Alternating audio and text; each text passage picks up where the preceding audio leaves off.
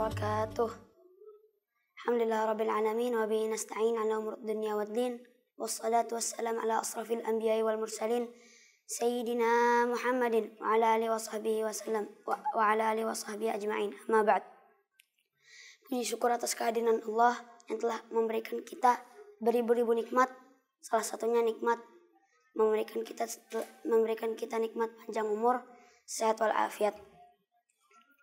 Ikhwan rahimakumullah, betapa butuhnya kita cinta kepada Allah Subhanahu wa taala. Dan saya meyakini bahwasanya barang siapa yang mencintai Allah Subhanahu wa taala, maka pastinya dia juga mencintai utusannya yaitu Rasulullah sallallahu alaihi wasallam, baginda Nabi Muhammad sallallahu alaihi wasallam. Kenapa saya mengatakan seperti itu? Karena Nabi Muhammad ialah Habibullah, kekasihnya Allah Subhanahu wa taala. Saya mempunyai satu cerita yang insya Allah membuat kita mencintai baginda besar Nabi Muhammad sallallahu alaihi wasallam. Ada satu ulama yang bernama Syekh Muhammad Hariri. Beliau ialah seorang yang sangat mencintai Nabi Muhammad sallallahu alaihi wasallam. Saking cintanya beliau kepada Nabi Muhammad sallallahu alaihi wasallam, jantungnya beliau dititipkan kepada Nabi Muhammad sallallahu alaihi wasallam. Pada suatu hari beliau sedang mengecek kesehatannya ke dokter. Lalu saat di dokter, beliau ditanya oleh dokter, "Kau ingin mengecek kesehatan apa?" "Aku sedang sesak nafas, ingin mengecek kesehatan dadaku." Saat di ronsen oleh dokter tersebut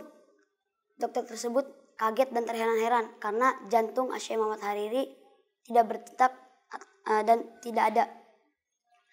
Lalu saat itu dokter tersebut menanyakan kepada Syekh Muhammad Hariri, "Kemana jantungmu?" Lalu Syekh Muhammad Hariri pun menjawab, "Jantungku kutitipkan kepada Rasulullah sallallahu alaihi wasallam." Saat itu pun dokter itu tidak percaya.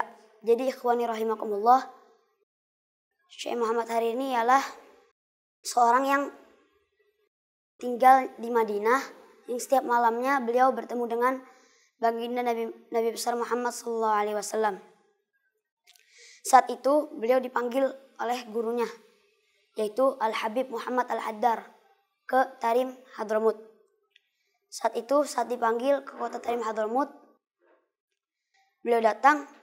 Beberapa hari kemudian beliau merasa aneh karena beliau tidak pernah bermimpi dengan baginda Nabi Muhammad sallallahu alaihi wasallam.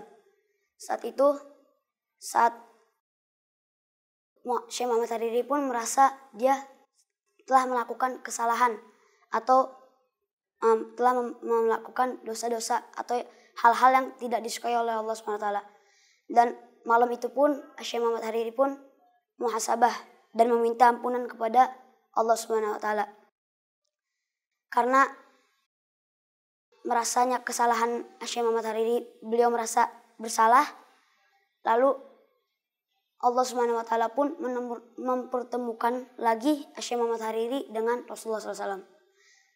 Saat itu Syekh Muhammad Hariri pun dalam mimpinya bertemu dengan Nabi Muhammad. Saat itu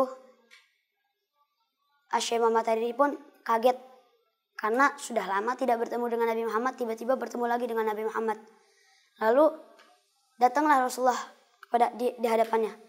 Lalu Syekh Muhammad Hariri pun berkata, "Wahai Rasulullah, kemana engkau? Aku sudah lama tidak melihatmu. Aku kangen denganmu." Lalu Rasulullah SAW menjawab,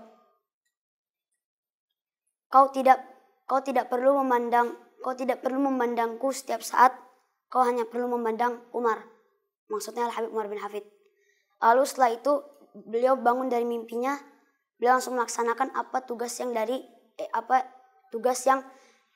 yang disuruh oleh baginda Nabi besar Muhammad SAW. Saat itu beliau langsung menemui Al-Habib Umar bin Hafid. Detik itu pun beliau memandang Al-Habib Umar bin Hafid.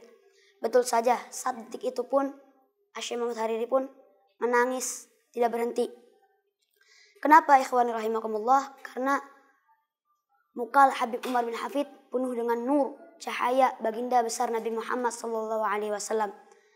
Lanjut ke cerita dokter yang tadi. Dokter tadi pun tidak percaya dengan perkataan Syekh Muhammad Hariri yang jantungnya beliau dititipkan kepada Rasulullah SAW.